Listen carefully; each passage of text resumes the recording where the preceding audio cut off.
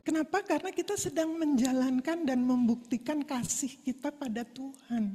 Kalau kita ber-PI.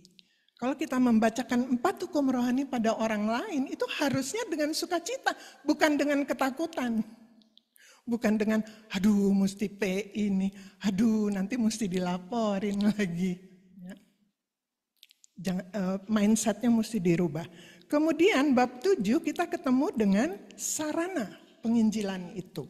Kalau di Navigator, Roy Robertson dan Dawson Trotman, mereka pakai jembatan kehidupan. Tapi itu sebetulnya sama dengan 4 hukum rohani. Buku kuning kita itu ya. Kenapa Mas Bambang yang pernah kasih teka-teki, kenapa kita kalau PI pakai buku kuning? Karena kita PI, kalau kita mau PRK pakai buku biru katanya. Ya, sedikit joke ya. Jadi jembatan kehidupan itu sarananya Navigators, tapi sama isinya. Karena sama-sama ya Tuhan Allah telah menjembatani dirinya dengan manusia berdosa. Jadi sama 4 hukum rohani. Bab 8, dia mulai mengajak kita menerapkan anak cucu rohani. Jadi membesarkan anak-anak rohani. Ya, mesti diemong, mesti dijaga gitu ya. Jadi itu di bab 8. Bab 9 dia masuk di pentingnya bimbingan lanjutan. Kalau di PLPR itu dasar Alkitabiah proses bimbingan lanjutan. Ya, pentingnya kita melakukan bimbingan lanjutan. Dan bab 10-nya dia memberikan cara kita mengajar pelipat ganda rohani. Ingat teman-teman, kita bukan sekedar sedang mengajar firman Tuhan, PA, sama murid-murid kita. Kita lagi mau menghasilkan seorang pelipat ganda rohani, multiplikator. Jadi bukan sekedar orang yang mengerti firman Tuhan, tapi orang yang melakukannya. Ya, jadi pelipat ganda rohani, mengajar mereka. Ya, ingat kita begitu kita lihat murid kita sedang melihat multiplikator yang sedang dibentuk Tuhan melalui kita. Itu kalau kita ketemu sama murid kita, itu yang harus ada dalam pikiran kita. Nah itu bagian 2. Bagian yang ketiga dari keseluruhan isi buku itu, kita disajikan dengan multiplikasi itu sendiri. Ya, pemuridan itu sendiri. Bab ke-11 judulnya cucu rohani. Tadinya saya waktu mau nyiapin bahan cucu rohani itu ya saya pikir, kenapa sih kok judulnya itu cucu rohani? Padahal dia nggak bicara soal cucu rohani. Dia bicara soal keseriusan kita di dalam kita memuridkan seseorang. Tapi uraiannya itu mengajak kita untuk begini. Yang harus memotivasi kita adalah dia mesti punya anak. Supaya kita punya cucu. Jadi cucu rohani harus menjadi pendorong bagi kita untuk melanjutkan pemuridan itu. Kita banyak gagal di sini. Kita banyak gagal di murid kita nggak punya murid. Kenapa? Karena kita nggak mendorong mereka. Kita nggak kasih tahu ke mereka bahwa tujuan daripada kamu memuridkan itu kamu mesti punya murid. Tidak boleh berhenti di dirimu. Itu yang pertama. Kemudian yang kedua, kita mesti mendorong dia agar dia juga pengen punya cucu rohani. Karena itu judul perikopnya itu cucu rohani. Mengingatkan pada kita bahwa jangan cuma lihat yang di depan kamu. Jangan cuma lihat yang di depan matamu. Doakan supaya ada cucu. Doakan supaya dia juga terdorong untuk dia mau memuridkan. Sering kali murid kita bilangnya, aduh enggak deh, kakak aja. Kayaknya aku enggak deh, gitu ya. Banyak yang, sehingga kita berhenti di situ. Ingat, salah satu buku yang pernah kita pakai, penuai yang diperlengkapi ya, mengatakan bahwa kalau iblis disuruh merusak pekerjaan Tuhan, yang dia lakukan adalah memutus rantai pemuridan. Dan ternyata kita sering ada pada itu. Sedang membuat iblis berhasil. Karena murid kita tidak kita dorong untuk punya murid. Jadi cukup puas dengan dia bisa hafal Alkitab, cukup puas dengan dia bisa isi BLD 1, dia bisa tahu TC 1 dan segala macam, tapi nggak punya murid. Karena itu cucu rohani mendorong kita untuk kita harus sampai pada cucu rohani. Nah, Tuhan tidak pernah menyuruh kita tanpa memberikan peralatannya ya. Jadi dia kasih 2 hal, bab 12 itu prinsip Timotius dan bab 13 strategi orang kunci. Nanti kita akan singgung sedikit dalam bab ini ya. Perlu untuk kita mengingat kembali bab 12 dan bab 13. Bab 13 tentang prinsip Timotius dan strategi orang kunci. Hari ini, malam ini kita masuk di visi dunia. Atau kali lebih tepatnya visi kelas dunia. Atau visi mendunia. Ya, visi yang mendunia. Saudara-saudara kekasih, kalau kita perhatikan sebetulnya Alkitab ini dari depan sampai belakang itu sudah mengemukakan bahwa visi Allah itu adalah dunia. Memenangkan orang secara pribadi, lepas pribadi, untuk tujuannya adalah dunia. Karena itu materi kita seringkali, kita manusia rohani, terus tanda panah globe, ya kan? Selalu itu yang menggambarkan nih amanat agung tuh begini. Kenapa? Karena itu visi dunia. Dari Kejadian, Tuhan bilang beranak cuculah dan penuhi bumi. Penuhi, ya jadi bumi itu udah jadi visinya Tuhan. Bahwa harus, yang ngisi bumi itu harus anak-anak rohani. Yang ngisi bumi itu harus manusia-manusia rohani. Kemudian waktu Yesus lahir, malaikat bilang ke gembala-gembala, jangan takut. Aku memberitakan kabar baik bagimu. Aku memberitakan kabar baik untuk segenap bangsa. Waktu Yesus lahir. Tapi kalimat lanjutannya berubah tata bahasanya. Hari ini telah lahir bagimu. Bukan bagi segenap bangsa. Jadi kabar sukacita itu, Injil itu ditawarkan untuk seisi dunia, segenap bangsa. Tapi itu berlaku untuk orang yang menerima Kristus. Yang membiarkan Yesus lahir di hatinya. Yang mengundang Kristus untuk masuk di dalam hatinya. Ya, tapi tujuan Allah tidak berhenti di orang itu terima Kristus. Tapi kemudian Yesus bilang, pergilah, jadikanlah sekalian bangsa muridku. Lihat. Jadi memang visinya Tuhan itu emang udah kelas dunia. Saya nggak tahu bank-bank, perusahaan-perusahaan, tapi waktu saya masih kerja di rumah sakit jantung itu baru gembar-gembor masalah jadi rumah sakit jantung kelas dunia, itu sekitar tahun 94. Waktu itu saya disuruh membuat customer service, hospital customer service di rumah sakit jantung. Nah disitulah baru mulai kita bergembar-gembor. Nah Alkitab udah dari awal. Udah dari Kejadian. Sampai Tuhan Yesus pun sudah menyuruh murid-muridnya ya. Coba slide berikut.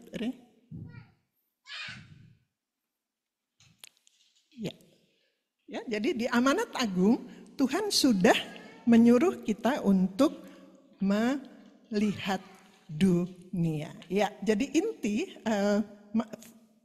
firman Tuhan yang kita akan baca itu dari Matius 28 ayat 19 sampai 20. Udah hafal Kak? Enggak apa-apa.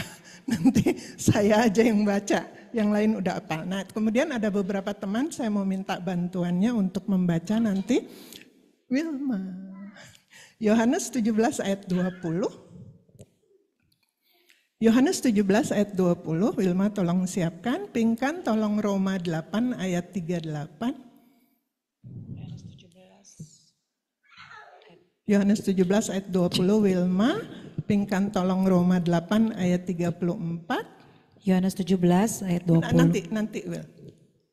Nanti aku baca dulu. Jangan mendahului kakakmu. Ya. Semangat. Wilma, Yohanes 17 ayat 20, Pingkan Roma 8 ayat 34, Rineke bisa tolong Ibrani 7 ayat 25, Ibrani 7 ayat 25, Regina bisa tolong Yesaya 6. Nah nanti Regina 3 kali, cuman satu-satu dikeluarinnya ya, Yesaya 6 ayat 1, 5, dan 8. Kemudian terakhir Teti, nih hari ini wanita semua. Teti tolong Kejadian 13 ayat 17. Kejadian 13 ayat 17. Oke, itu ya teman-teman yang saya minta bantuan. Baik, saya baca dulu dari Matius 28 ayat 19-20. Bunyinya begini. Karena itu pergilah, jadikanlah semua bangsa muridku, dan baptislah mereka dalam nama Bapa dan Anak dan Roh Kudus, dan ajarlah mereka melakukan segala sesuatu yang telah kuperintahkan kepadamu. Ketahuilah, aku menyertai kamu senantiasa sampai akhir zaman. Perhatikan, di sini dia bilang semua bangsa. Jadi klop nih sama dua perintah pertama tadi ya. Perintah yang pertama, beranak cuculah dan penuhilah bumi. Yesus mengulang dengan pergilah, jadikanlah sekalian bangsa muridku. Jadi kita lihat di sini Yesus sendiri udah punya visi. Silakan Re, tek 2 Re. Ya, visi Yesus, kita lihat di sini bahwa visi Yesus itu menjadikan semua bangsa murid atau orang-orang Kristen melalui murid-muridnya saat itu. Okay. Jadi dia berhadapan langsung, bertatap muka, kontak langsung dengan murid-muridnya, tapi dia punya visi di ujung sana itu segenap bangsa. Dan bukan bangsa pada saat itu saja, bangsa sampai nanti nih. Sampai nanti dia datang kembali. Itu visi Yesus saat itu, karena itu dibilangnya visi dunia. Bukan hanya murid-muridnya saja ya, dia minta semua bangsa menjadi orang Kristen melalui murid-muridnya saat itu. Dan dia kasih strategi, prinsip Timotius dan orang kunci. Ya, sedikit kita mengulang untuk kok hilang? Oh ya, lanjut deh. Lanjut. Nah, kita lihat ya di bab 13 kita ketemu ini.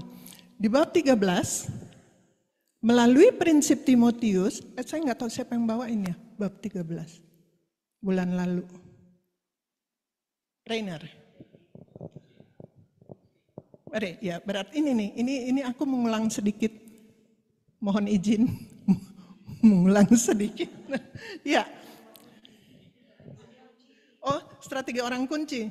Tapi di strategi orang kunci kita lihat bedanya ya. Jadi melalui amanat agung itu bisa kita capai dengan dua cara, prinsip Timotius dan strategi orang kunci. Melalui prinsip Timotius, kita dapat menjangkau pelayanan yang lebih luas dibanding jika kita melayani sendiri. Jelas, saya punya 3 Timotius, dan di satu kesempatan mereka bertugas, yang satu bawain TC 4, yang satu bawain dasar Alkitabiah bimbingan lanjutan, yang satu bawain tinjauan umum bimbingan lanjutan dasar. Lihat, saya nggak mungkin ngebawain 4 yang saya sendiri sama yang 3 itu, gitu kan? Itu jelas bahwa dengan adanya mereka ini tertolong banget gitu.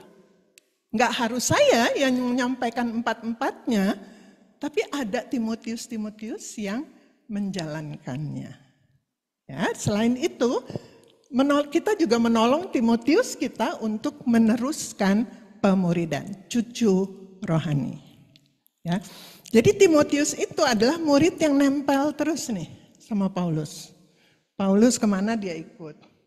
Paulus bikin apa dia ada di situ. Paulus mau ke sana, Paulus bilang kamu duluan deh siapin sesuatu di sana.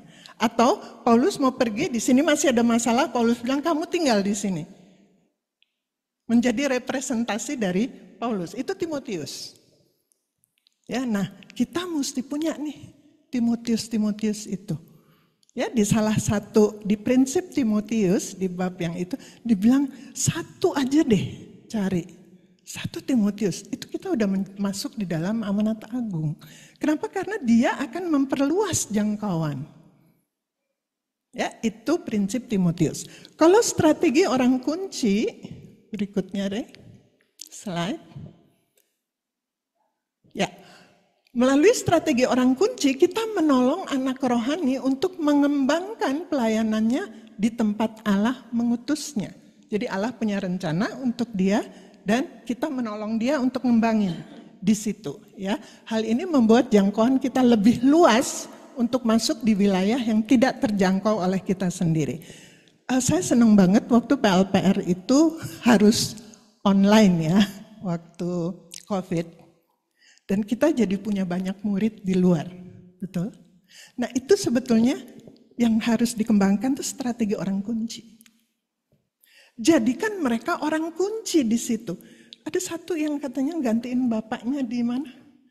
Bapaknya pendeta di PDPKD, kayaknya PLPR 34 ya.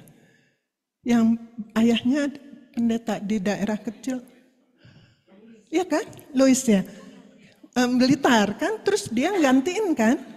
Nah itu orang kunci. Jadi dia kita bina untuk dia jadi orang kunci di situ. Kita nggak mungkin turun ke situ untuk PLPR di situ. Membutuhkan usaha, dana, daya yang luar biasa gitu ya. Tapi kita punya orang kunci di situ. Jadi banyak sebetulnya PLPR itu membuka peluang untuk strategi orang kunci. Atau seperti di Poci itu mereka pelayanan ke sekolah-sekolah ya. Makanya pelayanan ke sekolah itu kadang-kadang bagus ya, mereka PI banyak. Tapi untuk cari orang kunci sebetulnya. Jadi di salah satu SMA ada 2 orang siswa dari Papua dikirim sama Pemdanya untuk sekolah di sekolah itu. Nah dia sekarang ikut Poci nih berdua. Saya bilang sama pengurus Poci, orang kunci nih bisa masuk kita ke Papua. Nanti waktu mereka balik, ya kita bina dia untuk dia bisa ngembangin pelayanan di sana. Mungkin kita ikut dia 3 hari kek, 4 hari kek di situ untuk lihat situasi, untuk kasih tahu dia strategi-strateginya gitu ya.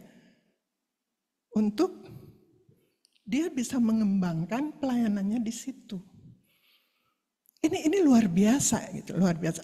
Salah satu murid saya di Ciledug 3 itu Dr. Woro di Kupang. Nah itu orang kunci. Kan saya nggak mungkin ke Kupang untuk membina orang-orang di sana. Ya, tapi saya harus mendorong dia, saya harus membina dia menjadi orang kunci. Jadi beda ya, kalau Timotius kan nempel tuh. Nempel, kalau orang kunci gitu ya, Tuhan taruh mereka. Contoh-contoh di Alkitab itu, wanita Samaria, itu orang kunci. Jadi dia enggak yang termasuk di 12 murid Yesus yang ngikut terus, tapi dia seisi kampung percaya pada Yesus. Orang kerasukan di Gadara, itu juga orang kunci. Zakheus, orang kunci. Ya, dia diselamatkan untuk lingkungannya bisa dilayani. Ya, jadi kita lihat bahwa strategi prinsip Timotius dan strategi orang kunci. Slide, Ray. Ya, strateginya prinsip Timotius dan orang kunci. Berikut, Ray. Nah, ada habis ya, habis strategi prinsip itu habis. Nah ini, Yesus tetap mendoakan, ada yang hilang ya, saya bacakan lengkapnya. Yesus tetap mendoakan murid-murid dan hasil dari murid-murid itu. Bukan cuma murid-murid yang ada di depan dia, tapi dia mendoakan hasil pemberitaan dari murid-muridnya. Nah, Wilma, your turn. Yohanes 17 ayat 20. Yohanes 17 ayat 20. Dan bukan untuk mereka ini saja aku berdoa, tetapi juga untuk orang-orang yang percaya kepadaku oleh pemberitaan mereka. Ya, makasih. Lihat, bukan cuma untuk mereka, murid-murid yang ada saat itu, tapi juga untuk orang-orang yang menjadi percaya atas pemberitaan mereka. Jadi dari murid-murid turun, mereka yang percaya didoain Yesus, turun terus didoain sampai ke kita. Kita dipercaya karena hasil pemuridan, rantai pemuridan dari Yesus. Jadi kita didoakan loh oleh Yesus. Wow, kadang-kadang kita kan suka gini, oh minta doain dong Rere, doain dong gitu ya. Kita lupa ada yang satu tokoh yang menjadi pengantara kita, yang menjadi pembela kita. Itu sedang menjadi syafaat kita. Roma 8 ayat 34, Ping, tolong Ping. Roma 8 ayat 34 dan Ibrani 7 ayat 25. Rineke ya. Habis pingkan Rineke. Kristus Yesus yang telah mati, bahkan lebih lagi yang telah bangkit, yang juga duduk di sebelah kanan Allah, yang malah menjadi pembela bagi kita. Iya, terima kasih Ping. Lihat, Yesus Kristus yang sampai sekarang ini duduk di sebelah kanan Allah Bapa dan dia jadi pembela kita. Yesus itu duduk di sana bukan enak-enak ongkang-ongkang kaki, tugasku sudah selesai gitu ya. Tugasku enggak, dia menjadi pembela kita. Kenapa? Karena hasil daripada pemberitaan murid-muridnya itu juga sedang berperang terus nih untuk menghasilkan murid-murid lagi. Untuk menghasilkan cucu-cucu rohani yang tetap harus didukung dalam doa.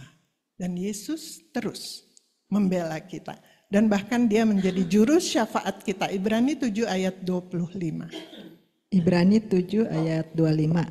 Karena itu ia sanggup juga menyelamatkan dengan sempurna semua orang yang oleh dia datang kepada Allah. Sebab ia hidup senantiasa untuk menjadi pengantara mereka. Ya, terima kasih Rineke. Dia sanggup untuk menyelamatkan semua orang yang datang padanya. Semua orang yang terima Kristus. Selamat, ya, diselamatkan dan dia hidup untuk menjadi pengantara mereka. Pengantara, juru syafaat. Dan juru syafaat itu mendoakan kita. Wow, coba deh bayangkan bangun pagi kita ingat bahwa Tuhan sedang mendoakan kita. Saya mau jalan nih hari ini, Tuhan ada masalah saya hari ini, ada Tuhan membela kita. Ingat itu di pagi hari ya, dan itu bukan kata saya tapi kata ayat Alkitab. Kok bisa begitu ya? Bisa. Kenapa? Karena kita berbicara tentang hati Allah. Nah itu tadi slide-nya yang udah muncul ya. Kita sedang berbicara tentang hati Allah.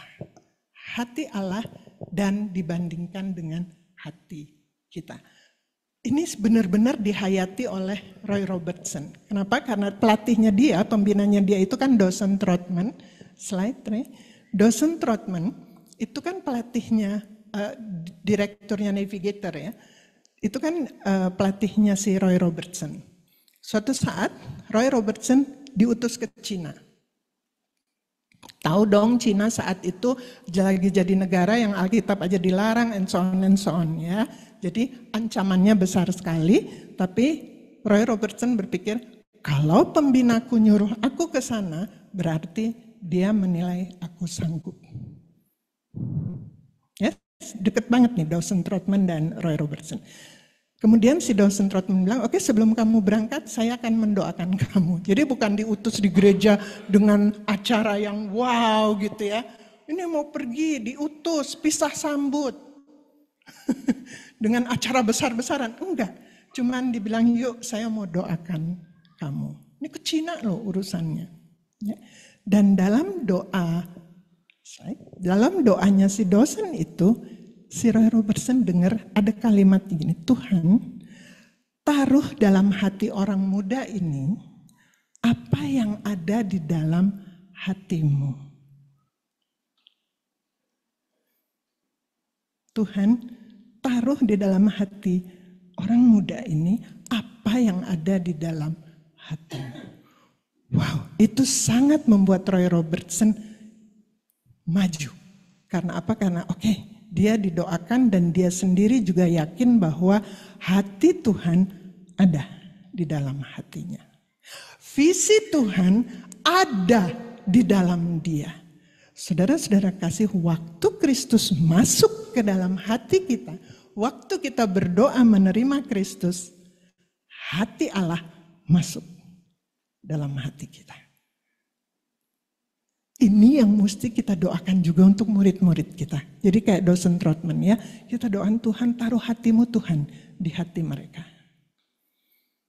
Setiap membawakan tema-tema pembinaan seperti ini gitu ya, saya selalu berdoanya gitu kan, saya selalu bilang saya ingin menyampaikan isi hati Tuhan pada orang-orang yang saat itu Tuhan pilih untuk duduk di sini dan di dalam Zoom meeting ya, di dalam ruangan Zoom. Nah, berdoa saya adalah Tuhan tolong saya dapat menyampaikan isi hati Tuhan dengan baik sehingga itu jadi bagian dari mereka. Hati Allah, tolong Tuhan taruh di dalam hati masing-masing yang ada. Dan kalau kita berbicara hati Allah, kemarin saya baru membawakan latar belakang Alkitabiah 4 hukum rohani atau rencana Allah bagi manusia di teman-teman PPSDI-nya Philadelphia ya, kelompok pribadi gitu. Terus ini jadi saya keinget banget nih, saya mengupas tentang hati Allah. Bagaimana pada saat dia tersakiti, Adam dan Hawa tidak taat, dia udah kasih rohnya, dia udah siapkan segala-galanya, dia udah punya rencana untuk nih manusia ciptaan. Mereka memilih untuk taat pada iblis.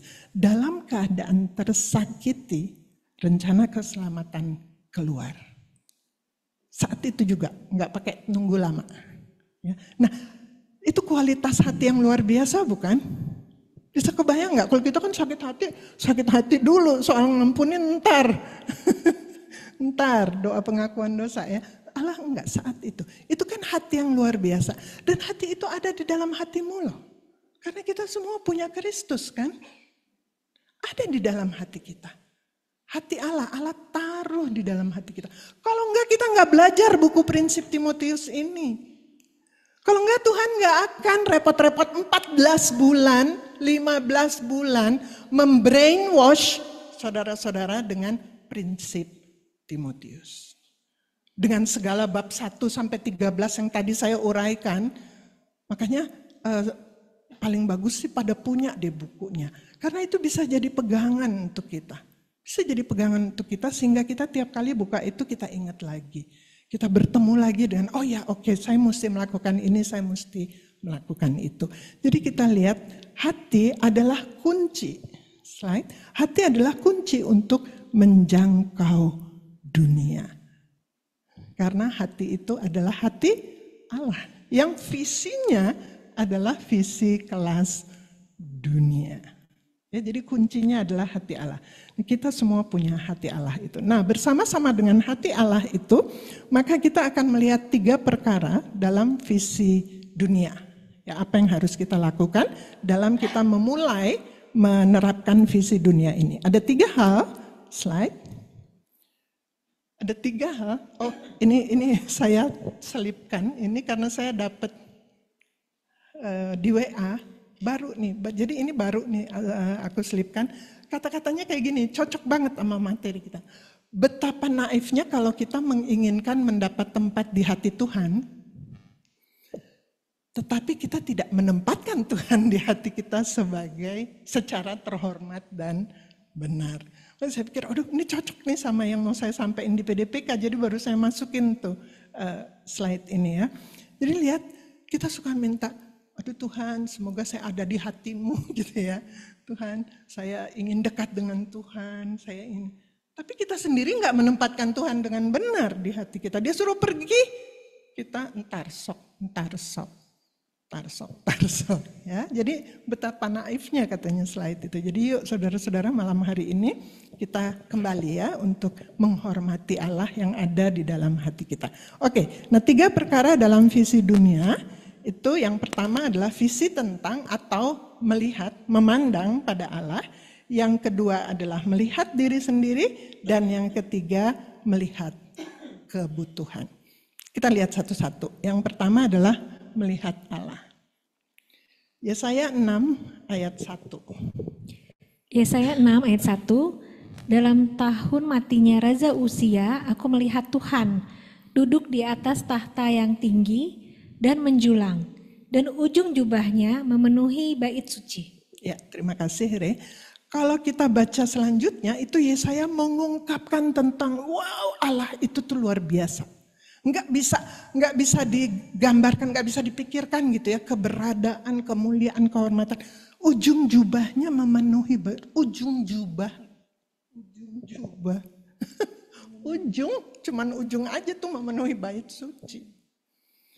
Ya, kalau kita baca selanjutnya ada kerubim yang sedang melayani, ada pokoknya luar biasa Allah itu.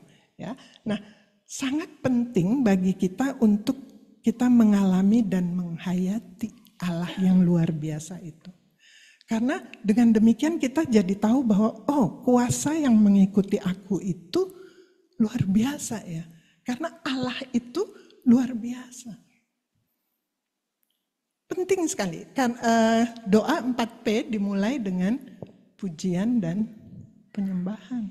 Kadang-kadang porsinya sedikit, tapi aku senang kalau Pinkan yang dia dapat tugas, dia baca tuh ayat Mazmur sekian banyaknya itu, Pinkan minta kita baca. Kenapa? Supaya sebelum kita masuk dalam doa-doa yang selanjutnya, kita ketemu dulu nih sama Allah yang bagaimana. Waktu kita datang ke hadapan hadirat Tuhan itu, kita mesti menyadari kita sedang bertemu dengan pribadi yang kayak apa. Itu yang dilihat oleh Yesaya. Nah Yesaya malam hari ini menghimbau kepada kita, yuk kita ini kan katanya PI harus bersuka cita. Terus kita mesti menaruh hati Allah dalam hati murid-murid kita. Dimulai dengan, kalau kita mulai dengan, bagaimana ya, kita gak akan mulai-mulai. Tapi kalau kita mulai dengan Allah itu luar biasa, Allah itu pribadi yang agung, mulia, kuasanya luar biasa ya, menghayati. Slide. Jadi kita perlu untuk mengalami dan menghayati kuasa Allah. Setiap kali kita mau PI, setiap kali kita mau ketemu sama murid-murid kita, bayangkan itu. Kalau mau ketemu sama murid jangan kepikirnya, dia udah ngerjain tugas belum ya? Check out-nya mulai dari mana ya? Saya mau nyampain apa ya? Enggak, pikirin Allah dulu. Pikirin Allah dulu dan berjalanlah dengan kuasa Allah menyertai saya. Allah yang luar biasa itu karena saya sedang menjalankan proyeknya Dia. Karena saya sedang menjalankan visi dunianya Allah itu. Ya, dengan demikian PI itu tidak akan menjadi beban, tapi menjadi sukacita. Ya, ingat amanat agung, slide. Amanat agung dimulai dengan Yesus mendekati mereka dan berkata, segala kuasa di surga dan di bumi telah diberikan kepadaku. Karena itu pergilah. Lah kan kuasanya di engkau Yesus. Ya tapi waktu engkau mengundang aku masuk dengan kuasa itu. Aku masuk dengan segala kuasaku. Bukannya gini, Yesus nyoba-nyoba aja. Aku masuk dulu deh, nanti yang kuasanya ntar dulu nih. Kalau dia mau PI baru gua kasih nih kuasa. Enggak, saat itu juga. Betapa riskannya sebetulnya. Yesus itu masuk dengan segala kuasanya. Dengan pemikiran pasti dipakai nih. Pasti dipakai sama mereka untuk PI dan pemuridan. Ternyata enggak, Roh Kudus itu kita biarin tidur. Kayak Yesus tidur di perahu. Ya, jadi Yesus udah kasih kita kuasanya, yuk kita pakai kuasa itu. Jadi memandang pada Allah, mengingat tentang kuasa Allah itu perlu untuk kita mengangkat diri kita dari kebiasaan rutin. Slide. PDPK ini rutin setiap Kamis. Ulang tahun keberapa ya? Bulan Mei? Ini 24 Mei. 46 ya. Bayangin setiap Kamis. Saudara aja udah berapa tahun kali setiap Kamis datang ke sini. Betul? Nah, kalau itu rutinitas, akhirnya kita nggak terbiasa untuk datang ya datang gitu. Intiland, ketemu Bu Julia, ketemu Reina. Kita lupa bahwa yang ngundang kita hari Kamis itu Allah yang dilihat Yesaya itu.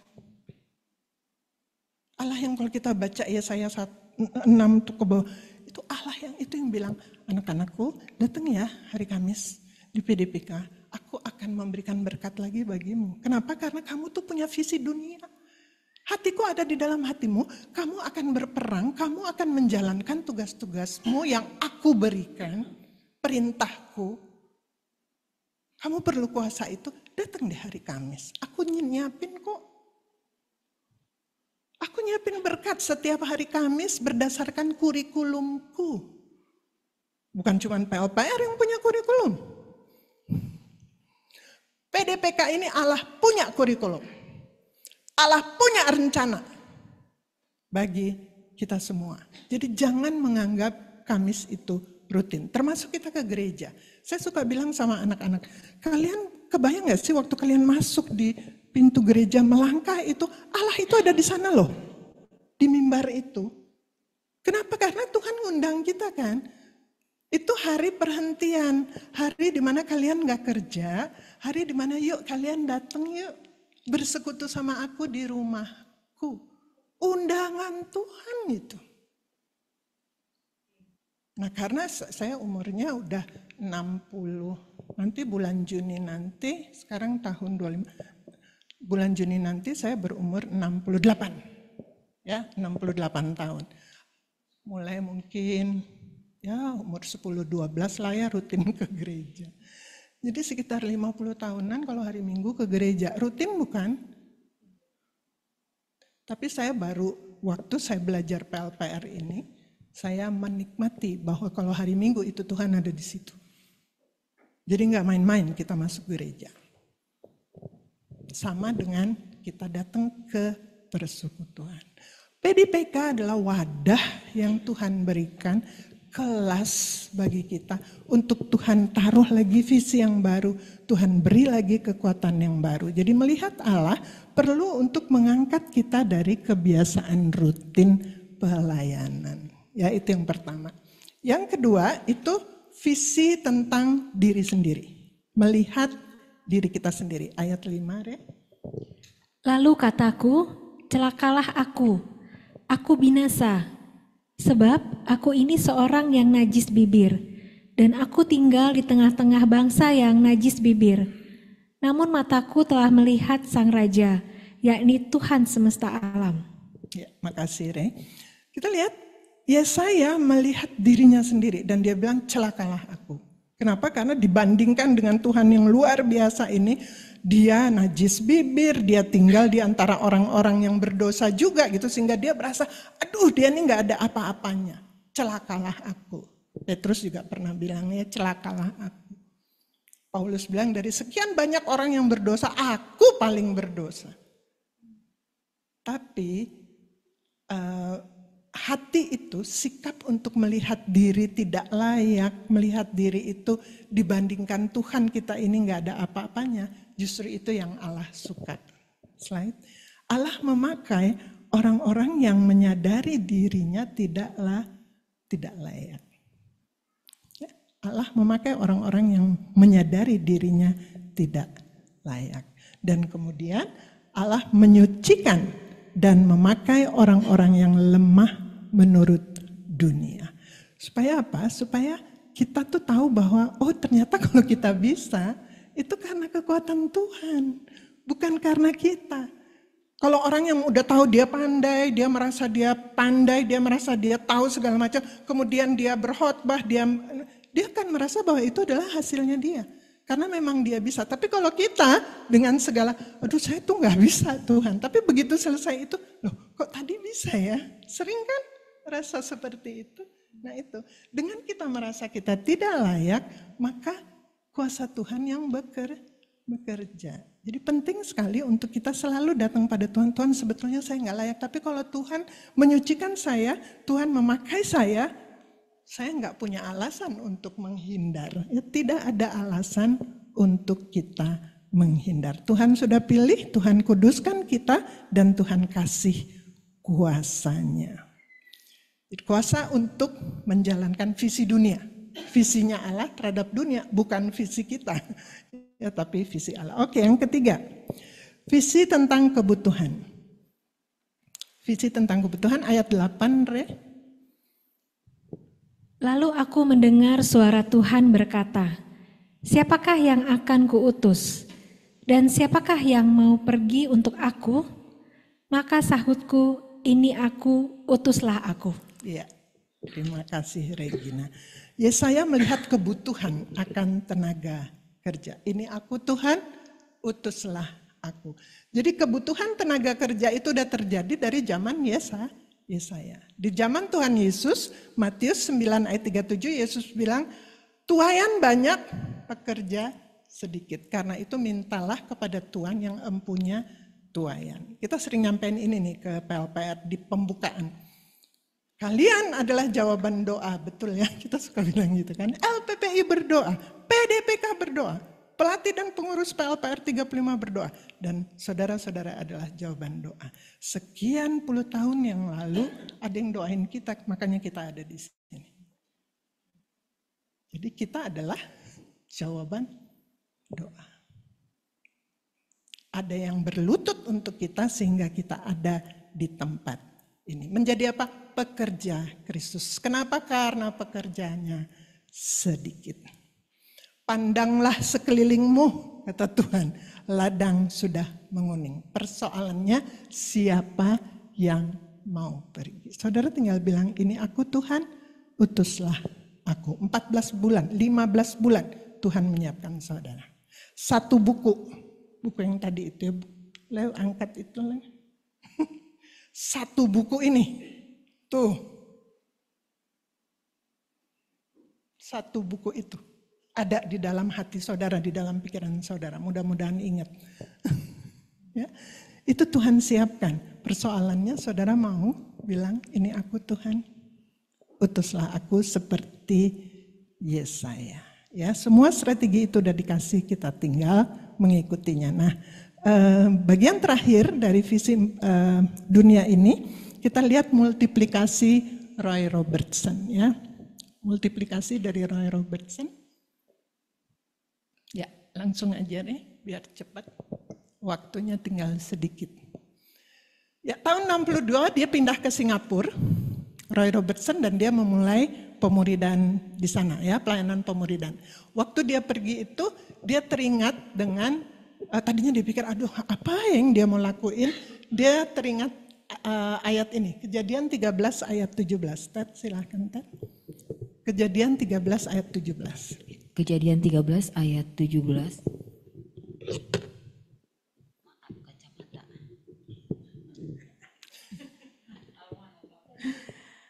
Ayat 17, bersiaplah, jalalinlah negeri itu menurut panjang dan lebarnya, sebab kepadamulah akan kuberikan negeri itu. Ya, terima kasih Tati.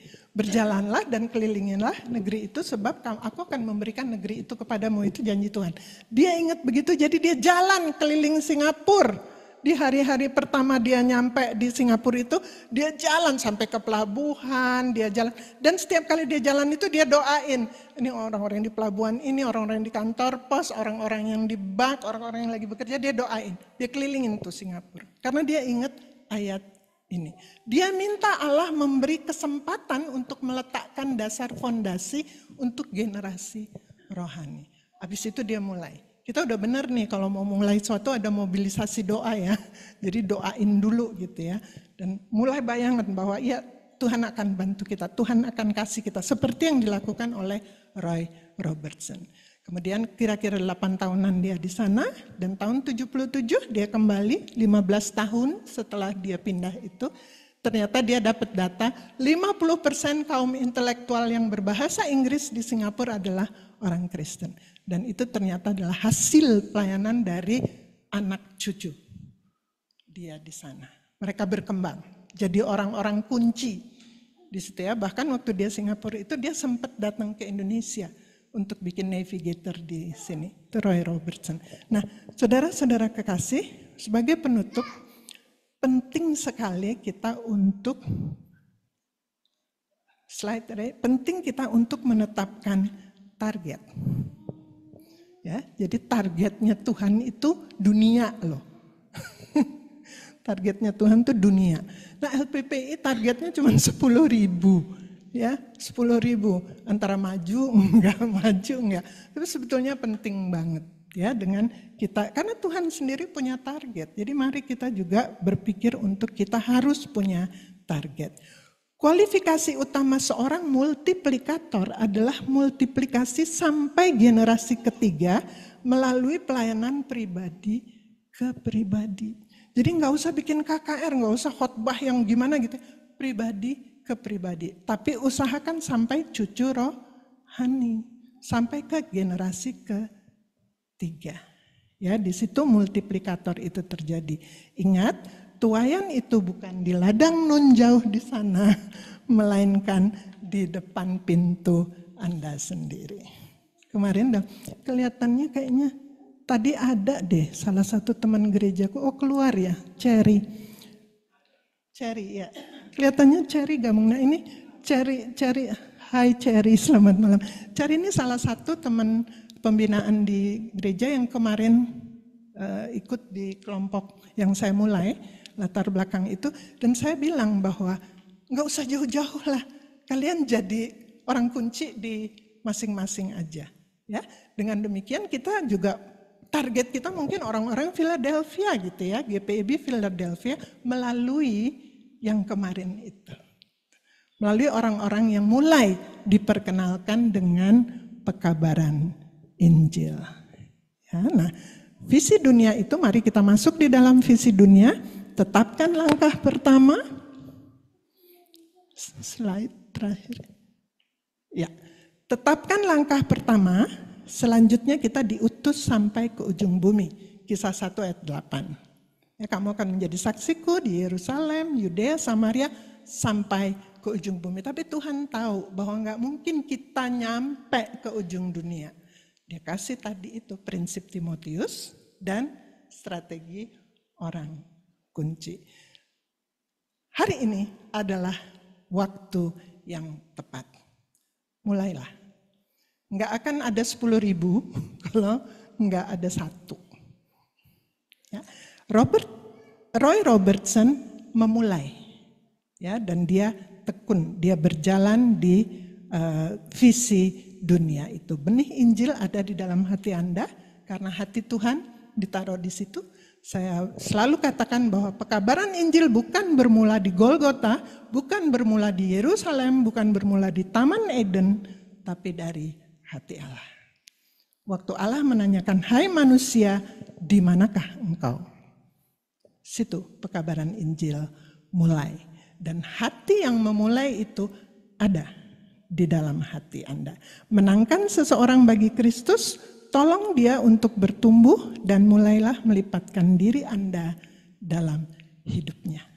Supaya dia punya murid lagi dan muridnya punya murid lagi terus. Kita mungkin sudah tidak ada saat misalnya lingkungan kita menjadi orang-orang rohani. Tuhan memberkati kita semua.